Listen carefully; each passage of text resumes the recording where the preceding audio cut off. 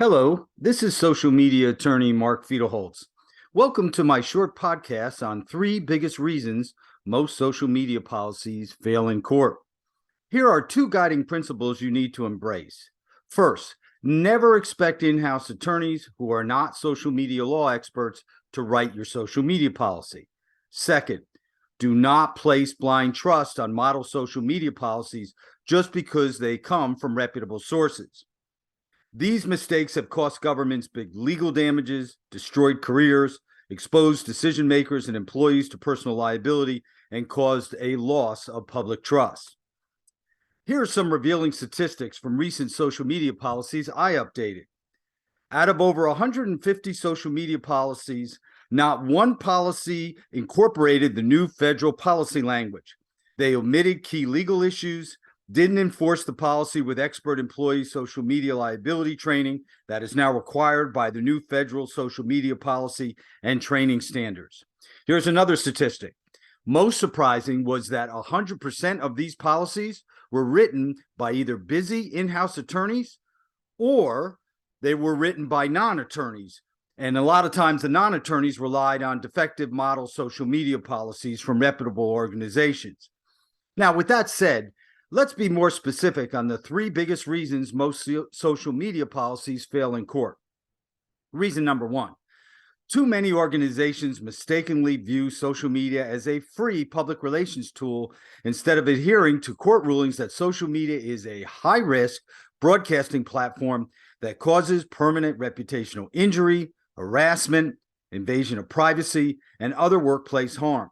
This misperception leads to in-house attorneys writing social media policies who don't specialize in social media law and aren't familiar with the new federal social media policy drafting laws.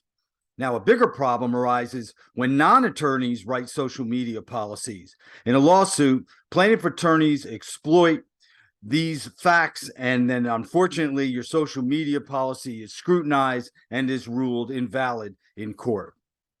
Now, let's move on to reason number two, why most social media policies fail in court.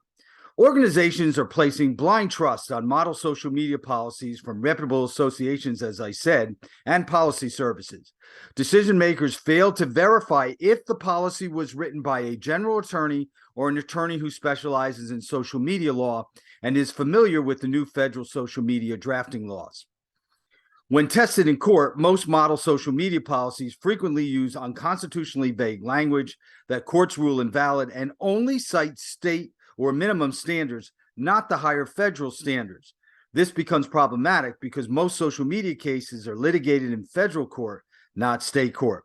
Since federal law trumps state law, the model social media policies citing only state law lose their effectiveness. Now let's move on to the final reason, reason number three, why most social media policies fail in court. Reason number three, there is no proof that the social media policy was enforced with outside expert employee social media liability training. The U.S. Supreme Court has handed down numerous decisions stating that high liability issues like social media must be enforced with expert employee training, not just handing out a policy to staff members. Well, I hope this short podcast has convinced you of the urgency to have a social media attorney like me quickly update your social media policies. Too many public and private sector organizations are losing big legal fees, careers, and as I said before, the public trust. We have to come to the end of this podcast now, although I do hope that you will give me a call. The contact information is on my flyers and on my website as well. All right. Again, thank you for your time. And this is the end of the podcast.